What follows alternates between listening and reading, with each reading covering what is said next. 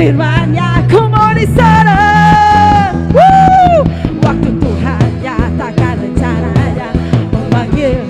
Amin. Dia kuatkan hati dan tangan kita.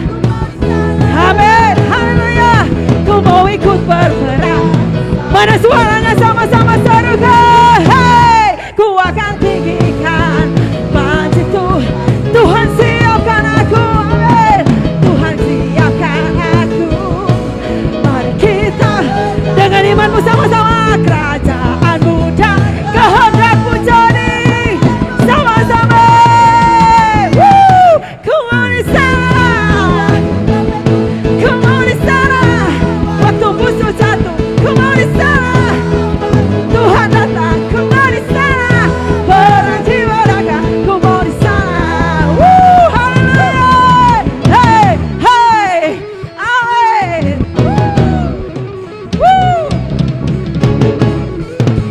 Haleluya. Mari jemaat Tuhan sama-sama. Bangkit di akhir zaman, semua orang kudus kuasanya mereka memberikan. Sama-sama ku mau di sana. Amin. Memanggil kita, Dia kuatkan hati tangan kita. Sama-sama saudara serukan, ikut berperang. Ayo sama-sama serukan. Hey, ku akan tinggikan bangkit Tuhan. Tuhan siapkan. Tuhan siapkan. Come on. Hey. Woo. Kerajaan. Hey. Sama-sama katakan. Come on di sana. Come on di sana. Musuh jatuh. Come on di sana. Waktu Tuhan. Come on di sana. Perang jiwa raga. Come on di sana. Woo. Haleluya. Terpujilah Tuhan. Hey.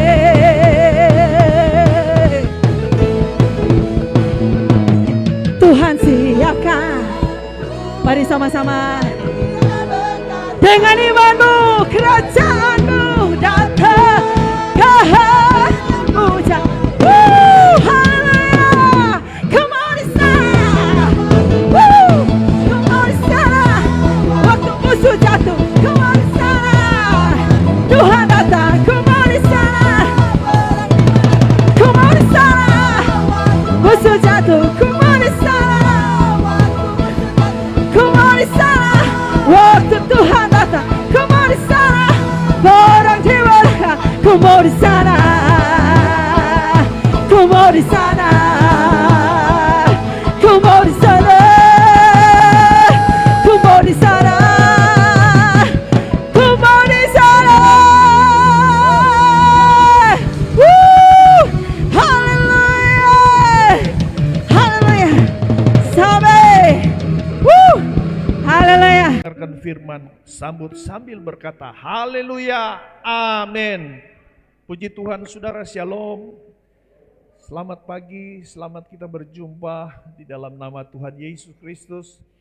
Terima kasih Tuhan kepada Tuhan Yesus, terima kasih kepada Bapak Gembala, Bapak Pendeta Kris Hukubun MA, MTH yang sudah memberi kepercayaan kepada saya kembali di tahun ini, di bulan Maret ini, untuk menyampaikan isi hati Tuhan Yesus, bahwa beliau sangat mengasihi saudara dan saya jemaat di tempat ini, amin. Saudara mau sambut kasih Tuhan yang luar biasa ini. Ada satu titipan firman tema kita yang Roh Kudus taruh di dalam hati saya dengan tema aku orang yang berhutang. Roma pasal 8 ayat 12. Coba kita lihat di layar ini bersama-sama. Ayat ini luar biasa sekali. Kalau kita sudah temukan Roma 8 ayat 12.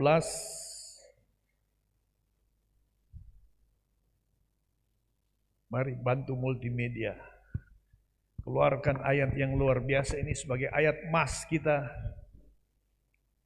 Roma 8 ayat 12 ya.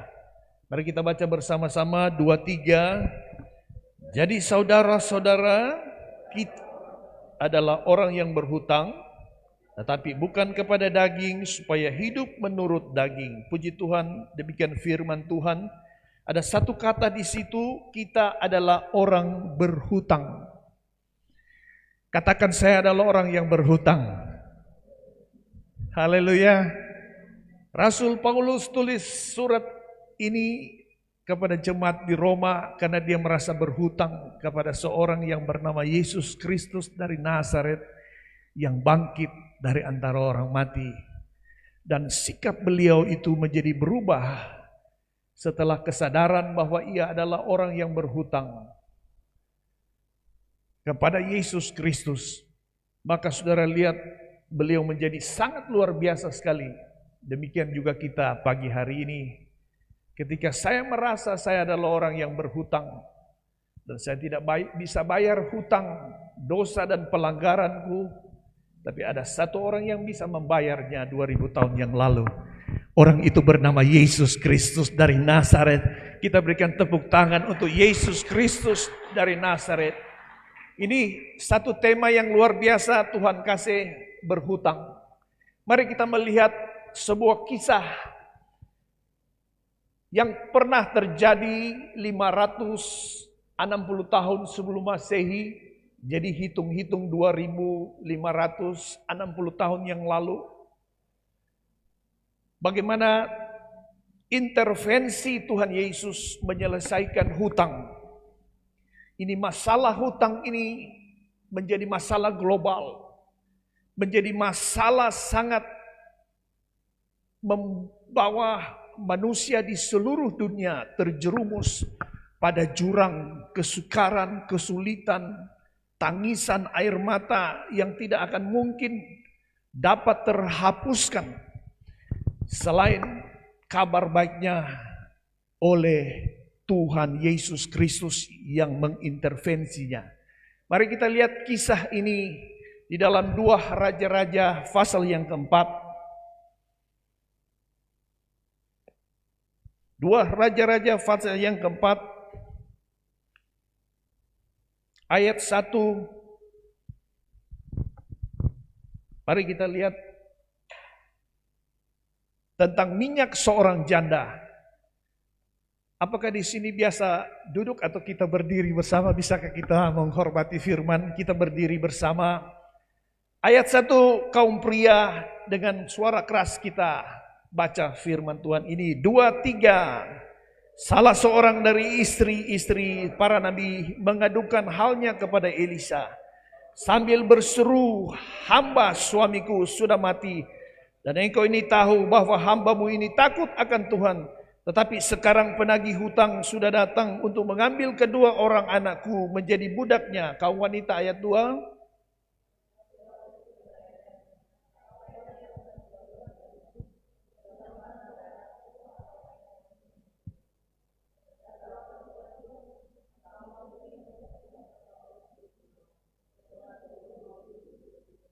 Ayat 3, kaum pria 2, 3.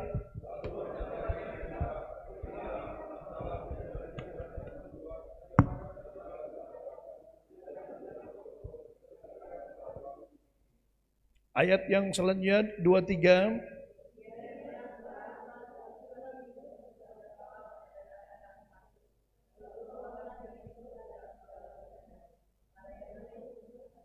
Ayat yang kelima, pergilah perempuan itu padanya, ditutupnya pintu sesudah ia dan anak-anaknya masuk. Dan anak-anaknya mendekatkan bejana-bejana kepadanya sedang ia terus menuang.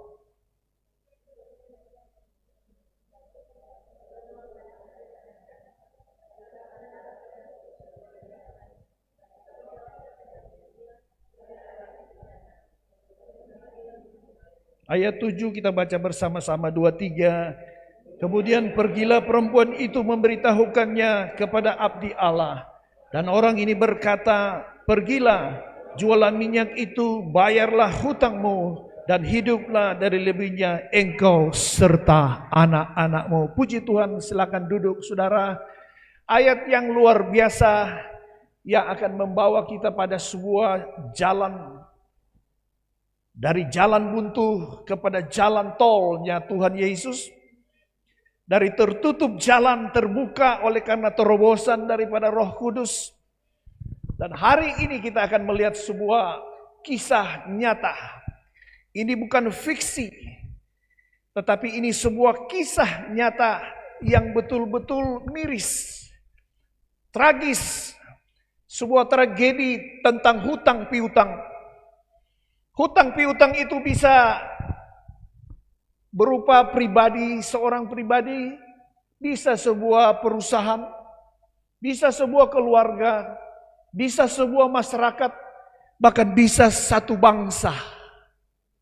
Saudara, kitab Amsal berkata pada pasal yang ke-22 ayat 7, Amsal 22 ayat 7, barang siapa berhutang dia akan menjadi budak daripada orang yang memberi hutang. Kata budak di sini tidak ada nilai, tidak ada tawaran, tidak ada sebuah petisi, usulan. Tetapi siapa yang berhutang, maka dia akan menjadi budak dari seorang tuan yang memberi hutang. Katakanlah itu satu keluarga, satu perusahaan, satu bangsa. Kalau satu negara berhutang,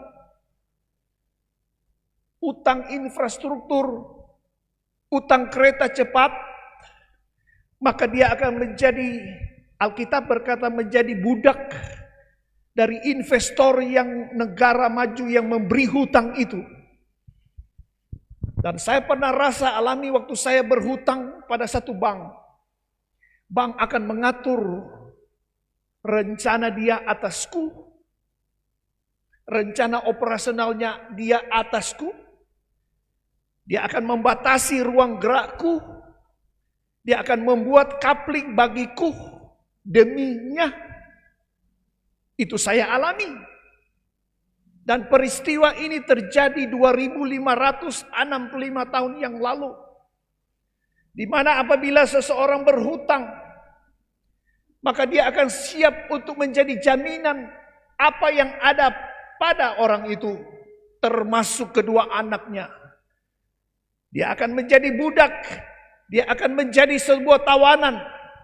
Dan seorang budak tidak ada hak asasi manusia pada zaman itu.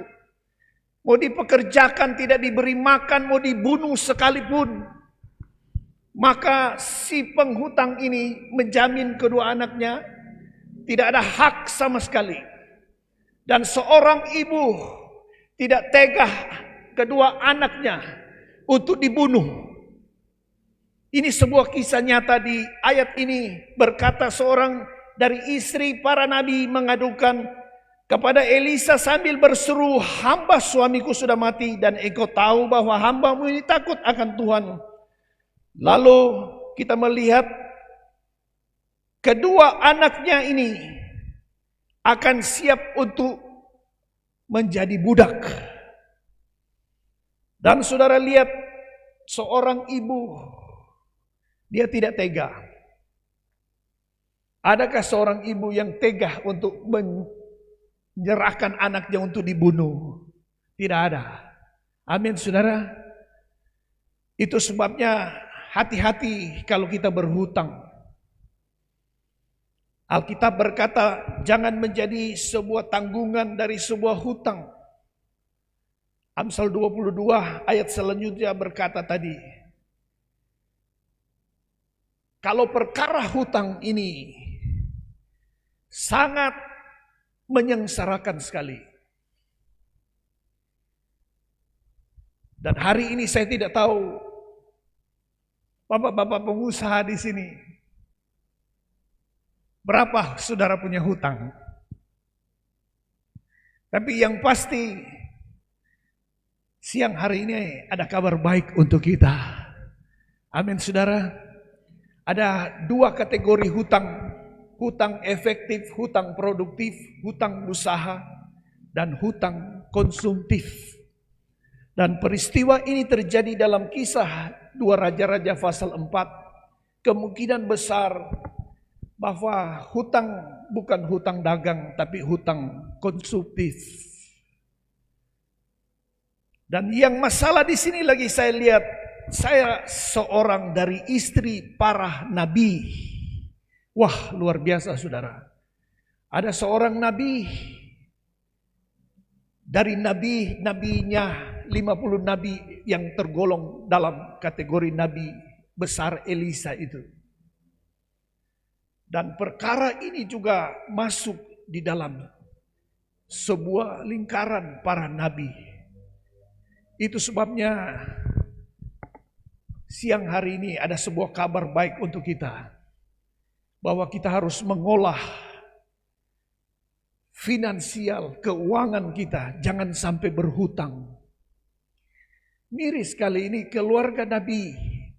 Tetapi hancurnya di hutang.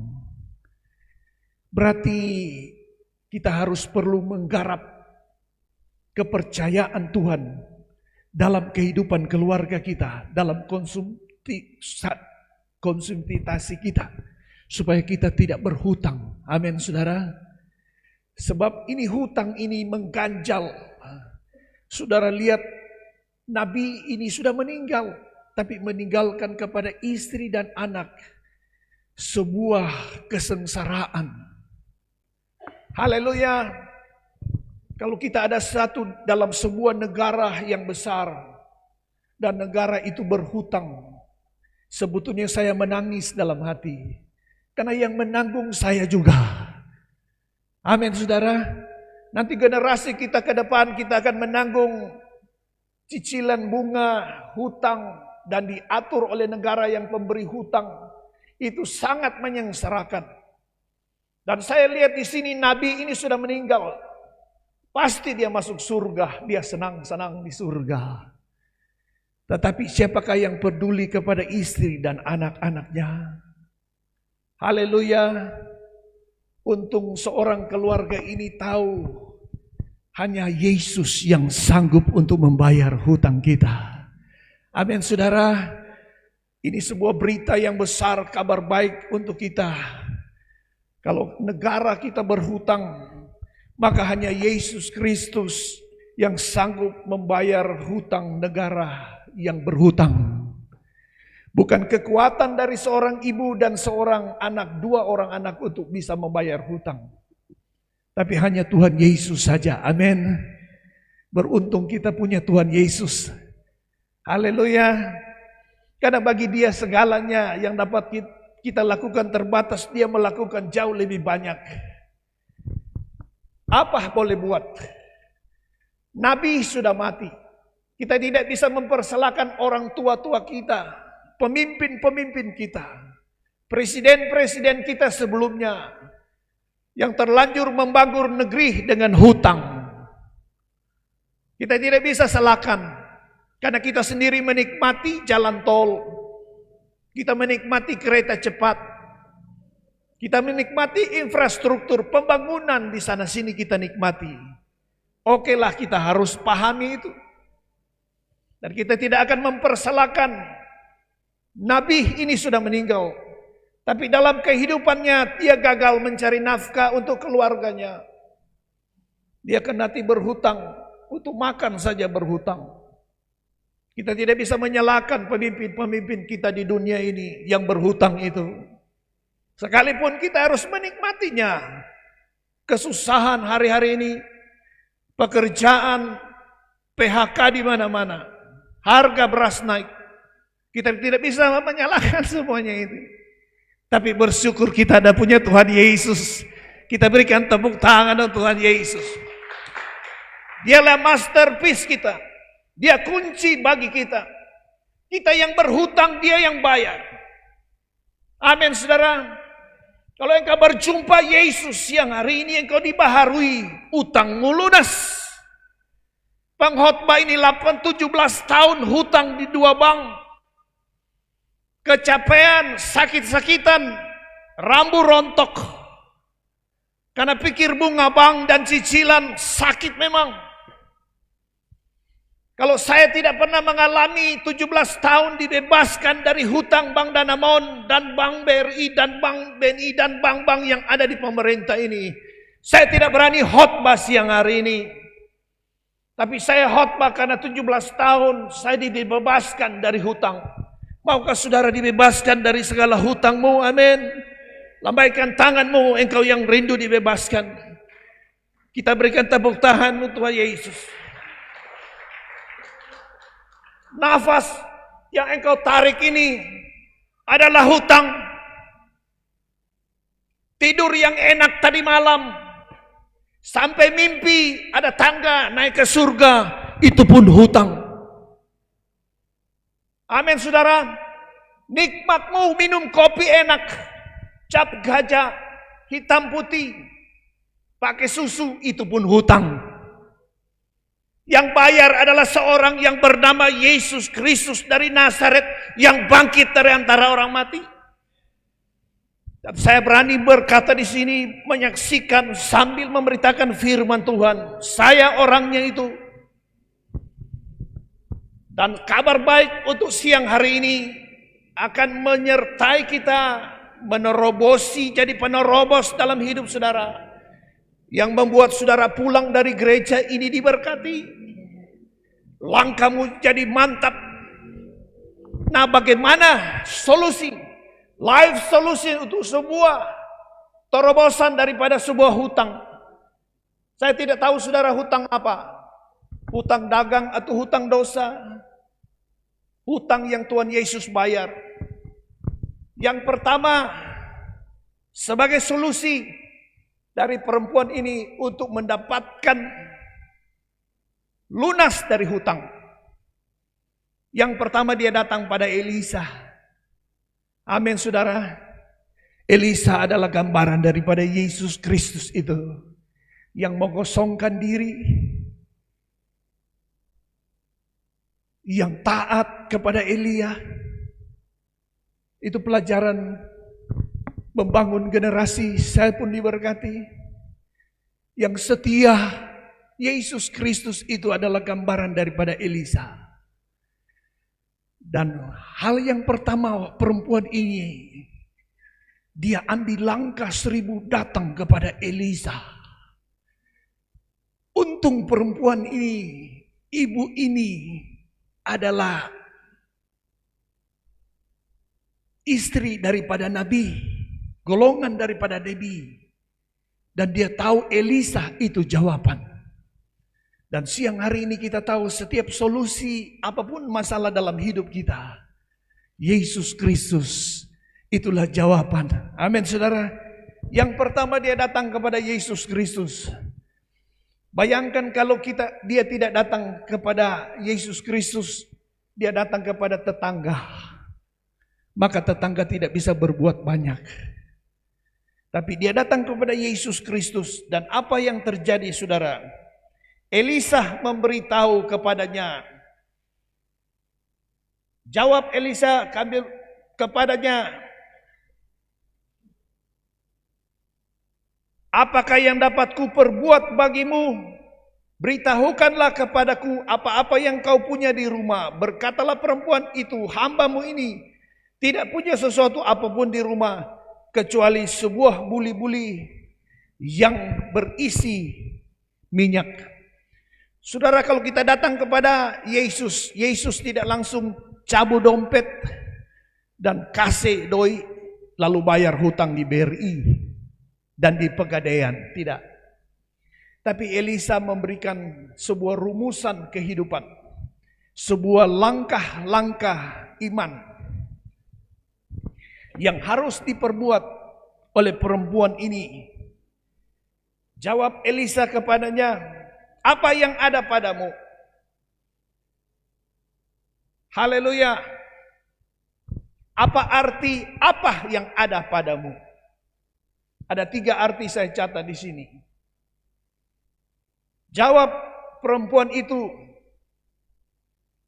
aku tidak punya apa-apa kecuali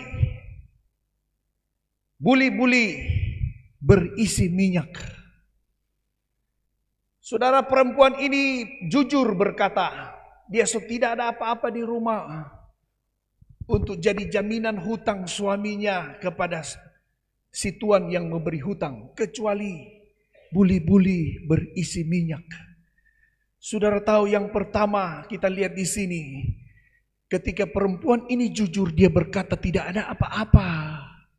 Yang materi-materi berharga tidak ada apa-apa, kecuali di dalam hati yang berisi firman Tuhan. Katakan amin. Kalau engkau tidak punya apa-apa lagi di rumah, kecuali di dalam hati kita ada firman Tuhan. Amin.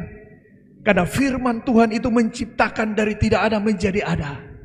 Yohanes pasal 1 ayat 1, pada mulanya adalah firman, firman bersama dengan Allah, dan firman itu Allah.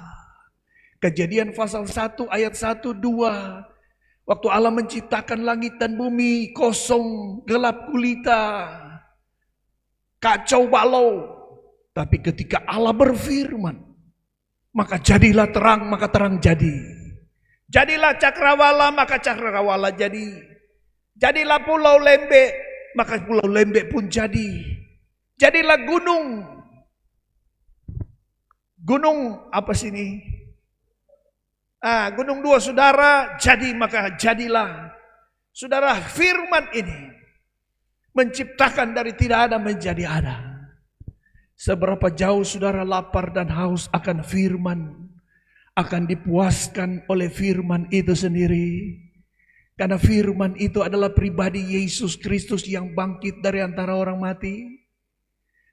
Dan kalau engkau tidak punya apa-apa di dalam rumahmu, percayalah oleh firman, oleh rema firman itu, maka kuasa daripada firman itu menciptakan yang tidak ada menjadi ada.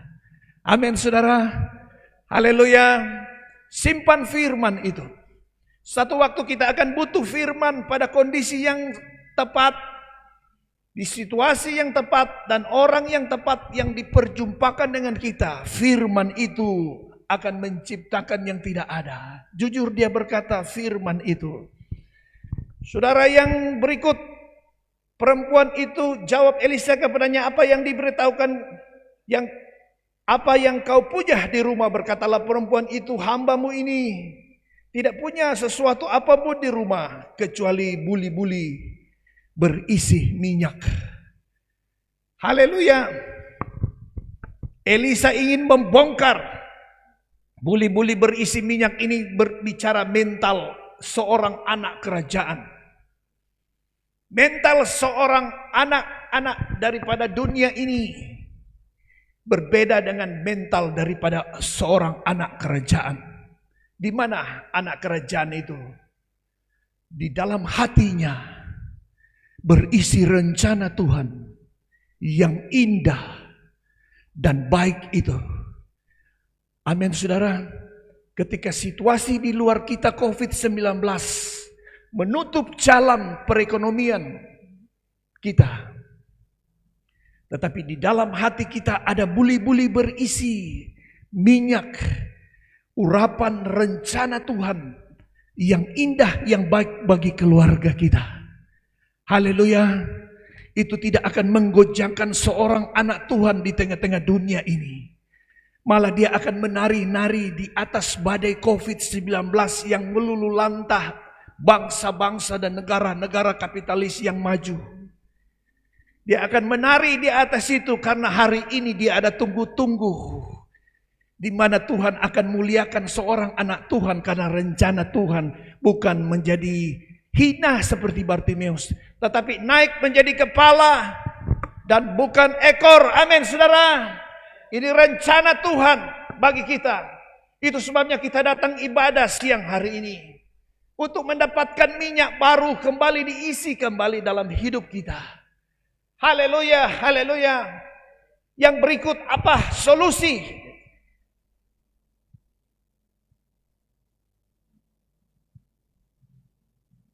Yang Elisa tawarkan, yang perempuan ini lakukan, yang akan menjadi bagian dari kita untuk kita lakukan. Yang berikut dia berkata sambil berseru, hambamu, suamiku sudah mati, dan engkau ini tahu bahwa hambamu itu takut akan Tuhan.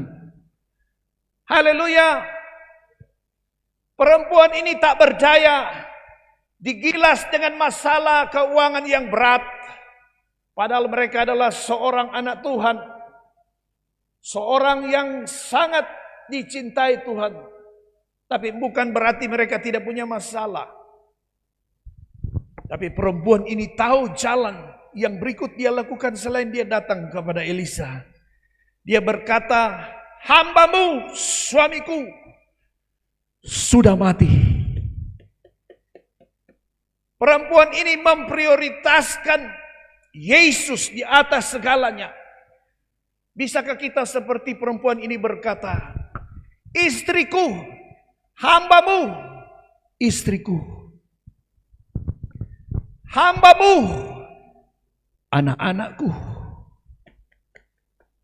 Bisakah kita seperti perempuan ini berkata, hambamu, ya Roh Kudus, suamiku. Maka Roh Kudus bertanggung jawab atas suami kita yang berjiri lelah dalam mencari nafkah. Ketika kita berkata, hambamu, istriku, maka Tuhan akan bertanggung jawab dengan istri kita. Amin, saudara. Kalau kita berkata kerajaan Allah, bisnisku, maka surga akan intervensi keuanganmu. Karena engkau berkata kerajaan Allah, bisnisku. Amin, saudara. Rahasia ini banyak tersembunyi dan tidak banyak orang tahu. Dia tahu bahwa keperkasaan, keuntungan sebuah perusahaan, perbankan yang hebat, karena kepintarannya bermain IT, saham dan sebagainya, maka untungnya hebat dan perusahaan menjadi besar. Waktu COVID datang membuktikan negara seperti Amerika dan China pun harus bertekuk lutut pada badai COVID-19 yang tidak kelihatan mukanya. Tapi ada seorang anak Tuhan dari tempat ini, dia pasang badan untuk COVID-19. Karena dia tahu bahwa kerajaan Allah adalah bisnisku. Haleluya. Bisakah kita berikan tepuk tangan untuk Tuhan Yesus? Haleluya. Siang hari ini, perempuan ini tahu life solutionnya. Dia bukan hanya datang pada Elisa. Dia hanya buat pengakuan dengan hati orang percaya, dengan mulut berkata, maka dia akan dibenarkan. Tapi perempuan ini bawa sebuah covenant agreement. Dia bawa perjanjian yang tidak mungkin dibatalkan antara Allah Jehovah dengan Abraham.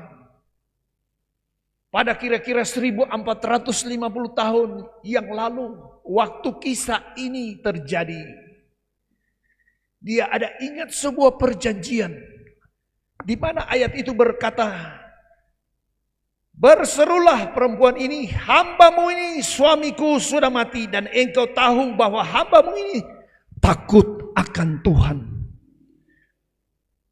Hambamu ini takut akan Tuhan. Perempuan ini mengingatkan Elisa akan covenant agreement, sebuah perjanjian yang tidak mungkin dibatalkan kepada Abraham, Ishak dan Yakub dan keturunannya.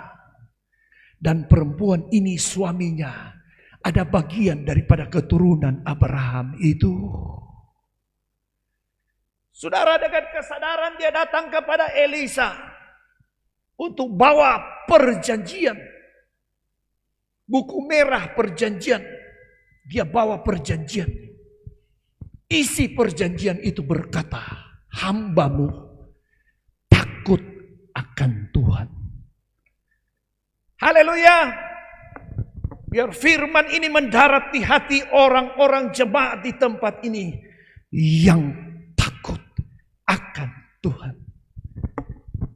Orang yang takut akan Tuhan, dia menghormati Alkitab ini, firman Allah. Ketika firman Allah berkata, engkau harus menjadi satu daging dengan istrimu dan bukan dengan orang lain, maka firman ini akan menjadi takut akan Tuhan bagi saya dan saudara. Amin, saudara. Tidak ada kompromi dalam Alkitab ini. Bahwa seorang suami akan bersatu, satu daging dengan istrinya dan dengan suaminya. Alkitab berkata, orang itu adalah orang yang takut akan Tuhan. Amin, saudara. Kalau ada pemimpin dunia ini, istrinya 9. Kalau ada pemimpin suaminya 3. Ya maklumlah.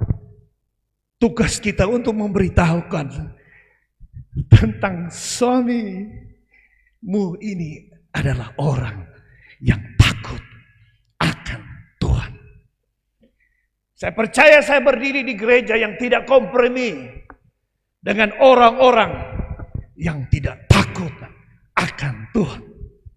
Haleluya. Modal seorang ibu ini bukan sertifikat kelapa, cingke, pala, emas dan peraknya.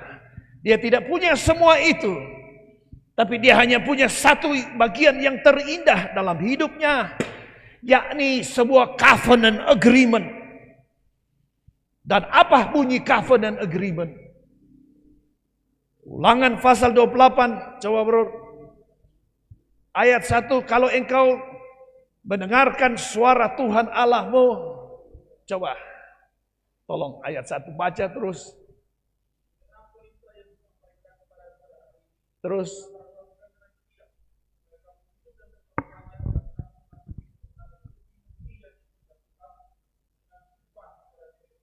Ayat 1 pasal 28, berkat Tuhan.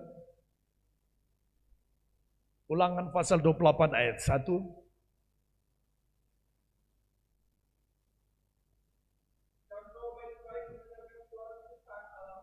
Amin. Ya. Pertama.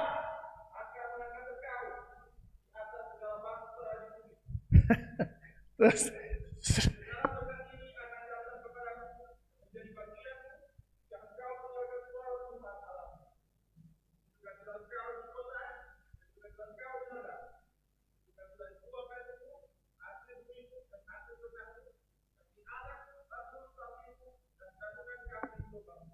Terima kasih. Saudara tahu untuk mengangkat butuh uang 506 miliar. Itu pun gagal. Rp1 ibu ini pun tidak punya. Apalagi 1 juta. Apalagi 1 miliar. Tetapi untuk mengangkat 506 miliar. Saya dengar dan saya lihat dari YouTube tadi malam. Habis. Menguap. Langsung hilang 506 miliar. Hampir setengah triliun. Itu pun gagal. Sayang sekali. Kalau mereka tahu ada Elisa di tempat ini. Yesus Kristus namanya. Bisakah kita berikan tepuk tangan buat Tuhan Yesus? Haleluya, haleluya. Untuk mengangkat sebuah nama, 1 orang 300.000. 1 suara 150.000 anak-anak. Tapi Alkitab berkata, the covenant of agreement, itu waktu 4.000 tahun yang lalu Allah jumpa dengan Abraham. Dan aku akan memberkati keturunanmu. Dan oleh Yesus Kristus, Galatia pasal 3 ayat 19, kita dimasukkan pada keturunan Abraham oleh karena Yesus Kristus. maka kita berhak untuk mendapatkan hak adopsi pengangkatan anak dari Bapa kita yang bernama Yesus Kristus Tuhan. Sekali lagi kemuliaan hanya bagi Dia. Dan kalau seorang Daud yang diangkat oleh Bapa di surga, tidak ada bisa diturunkan oleh Raja Saul. Kecuali dia mau turun sendiri. Amin saudara. Kalau Yesus Kristus engkau jumpai siang ini, dan covenant agreement ini terikat dalam hatimu, dan musim semi dan musim paceklik model apa yang akan mengganggu kesehatanmu dan makan pagimu, makan siangmu, makan malammu, bahkan smokol tengah malam. Haleluya. Haleluya. Luar biasa kalau Tuhan mengangkat dari tempat yang terkecil pun dia bisa sorot dan dia bisa angkat. Dan perempuan ini tahu, dia bawa itu covenant agreement kepada Elisa. Dan covenant agreement itu berbunyi begini. Hambamu, suamiku, sudah mati. Dan engkau tahu bahwa hambamu ini takut akan Tuhan. Pastikan siang ini kita adalah orang-orang yang takut akan Tuhan. Kita tidak berani untuk melawan firman Allah. Waktu firman Allah berkata baptisan selam itu harus diselamkan, maka kita tidak ada sedikit pun petisi, usulan kepada anggota Dewan Kerajaan Allah untuk merubah dengan sistem yang lain. Amin. Kalau nikah itu harus disertai dengan takut akan Tuhan, maka kita betul-betul berbahagia. Satu ya satu, satu kali satu tetap satu. Tidak ada setengah dan tidak ada seperempat. Karena itu firman Tuhan. Amin saudara. Covenant agreement dia bawa. Yang berikut apalagi saudara setelah covenant agreement. Ayat yang keempat, dia tutup pintu. Kemudian masuklah, tutuplah pintu sesudah engkau dan anak-anakmu masuk. Lalu tuanglah minyak itu dalam segala bejana. Masuklah dan tutup pintu. Saudara, masuk dan tutup pintu artinya rahasia perusahaan tidak boleh tetangga tahu. Kalau tetangga tahu, apalagi iblis tahu, dia porak-poranda. Kami punya rencana tahun ini buat acara memuliakan Yesus Kristus lewat perkawinan yang kami terima nikmati 30 tahun. Dan kami diam-diam tutup pintu. Jangan iblis tahu. Amin saudara. Ada perusahaan yang terlalu terbuka akhirnya hancur. Kalau ada rumah tangga yang terlalu terbuka, loss. Mulut ember don bilang, ngomong sana ngomong sini. Tutup pintu, suami istri tahu tutup pintu, amin saudara. Pastikan bahwa kita tidur, tutup pintu. Yang berikut, dia taat. Pergilah perempuan itu, ditutupnyalah pintu, pergilah. Saudara mau taat, Tuhan bilang pergilah jadikan semua orang sangir muridku. Amin saudara. Saya tidak perlu harus pulang sangir naik kapal satu malam. Datang di Bitung ketemu orang Sangir, maka berlaku ayat ini, pergi jadikan semua bangsa muridku. Amin saudara. Saudara punya beban untuk misi ini. Indonesia diselamatkan dari hutang luar negeri. Banyak banyak. Mari kita berdoa untuk pemimpin-pemimpin kita. Di tahun-tahun mendatang jangan kasih yang terlalu banyak hutang. Berat akibatnya ini. Karena orang so tahu, maka saya wajib untuk memberitahu. Bayangkan kalau anak Tuhan dia tidak kasih tahu yang dia tahu, apa jadinya? Dan kita harus beritahu bahaya daripada hutang luar negeri. Anak cucu kita akan menjadi budak negara-negara kapitalis itu. Amin saudara. Dan biarlah Tuhan lewat Roh Kudus-Nya berbicara lewat hamba-hamba Tuhan yang besar. Kita kan kecil ini. Tapi saya juga tidak akan melecehkan Roh Kudus. Kalau dia ingin memberitahukan kepada kita. Ayat selanjutnya berkata kerjasama. Dia bekerja keras. Ayat 4. Kemudian masuklah, tutuplah pintu sesudah engkau dan anaknya masuk. Lalu tuanglah minyak itu ke segala bejana yang penuh. Yang penuh angkatlah. Saudara, ada nyanyian berkata kalau kita bekerja bersama-sama. Saudara mau bekerja bersama-sama, amin. Lewat pemimpin di sini, Bapak Gembala di sini mau instruksikan kita, ada penginjilan. Mari kita topang doakan, amin.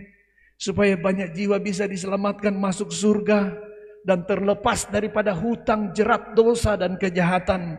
Ada kerjasama yang baik di sini. Dan yang poin yang ke-6, selama terjadi mujizat pertumbuhan pelipat gandaan, perempuan ini datang kembali kepada Elisa. Saudara, ada banyak bejana-bejana yang kosong di luar sana. Ada begitu banyak hati-hati yang kosong yang tidak bisa diisi oleh kepuasan sebuah kursi yang hanya 5 tahun sekali lewat pemilihan. Tidak bisa diisi dengan kepuasan apapun yang ada di dunia ini, kecantikan apapun semua akan berakhir, akan ada waktu. Tapi ada satu waktu akan berakhir kadaluarsa. Berakhirnya pemerintahan. Berawal dari sebuah pemerintahan yang baru. Tetapi masalah tetap lama. Hutang harus dibayar. Amin saudara. Dan kita lihat peristiwa ini. Hutang dagang harus dibayar dengan uang. Tidak mungkin akan bisa dibayar dengan yang lain-lain. Tapi tidak pernah akan ada ditemukan solusi. Kalau perempuan ini tidak datang pada Elisa. Elisa adalah kunci dari sebuah permasalahan hutang perempuan ini. Malam siang hari ini, Yesus Kristus adalah kunci dari sebuah utang pribadi, utang perusahaan, utang sebuah corporate, utang sebuah bangsa dan negara. Kalau Yesus Kristus ini ditolak, maka saudara akan lihat kehancuran bangsa-bangsa di dunia ini dan sangat mengerikan sekali. Tapi kita beruntung, kita punya Tuhan di negeri ini yang bernama Yesus Kristus siang hari ini.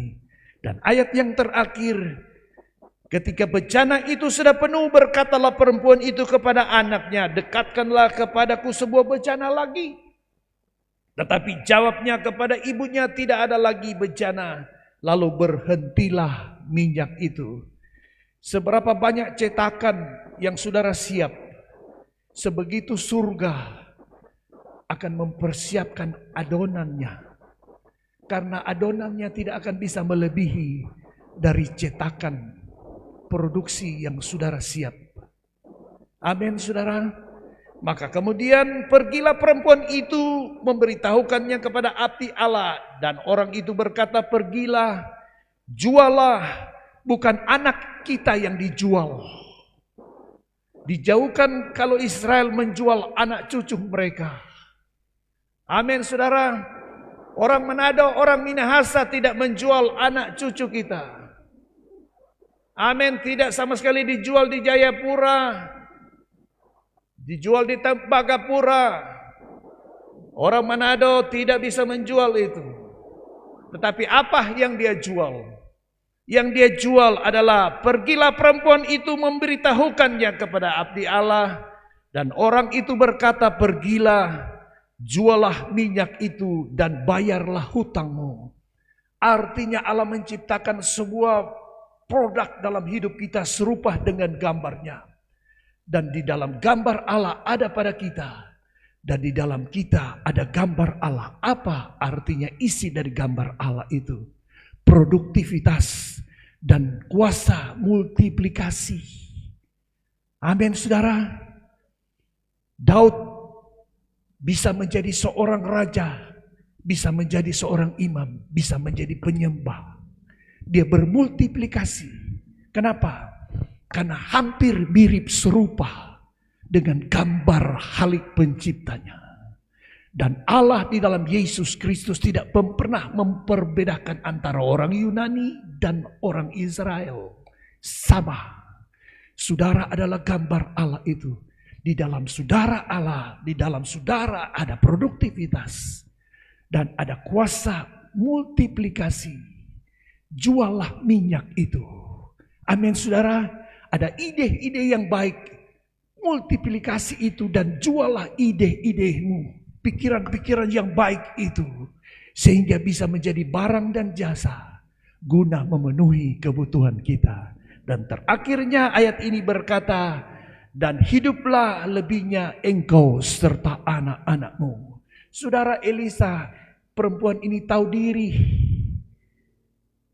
Waktu dia ditolong, waktu orang lain ditolong, dia juga.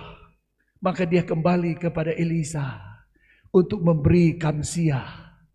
Dia tahu berterima kasih. Dan sama seperti jemaat di sini. Kalau hari ini Tuhan tolong, kemarin Tuhan tolong, hari ini juga Tuhan mau tolong saudara. Dan kalau Tuhan tolong saudara, engkau tahu alamat untuk memberi kamsiah. Saudara tahu kamsiah, terima kasih. Orang itu adalah Yesus Kristus itu. Siang hari ini maukah saudara mendapatkan kembali mujizat yang pernah saudara alami hari-hari kemarin? Tak tersembunyi kuasa Allah. Pemain musik maju ke depan. Tidak peduli persoalan apa yang saudara alami. Tidak peduli lingkaran apa yang sedang setan buat. Tapi kalau orang lain ditolong, perempuan ini ditolong, saya juga. Haleluya. Haleluya. Maukah saudara pulang dengan beban yang terlepas, dengan hutang yang lunas? Allah punya 1001 macam terobosan bagi saudara. Haleluya, haleluya. Tak tersembunyi, mujizat masih ada.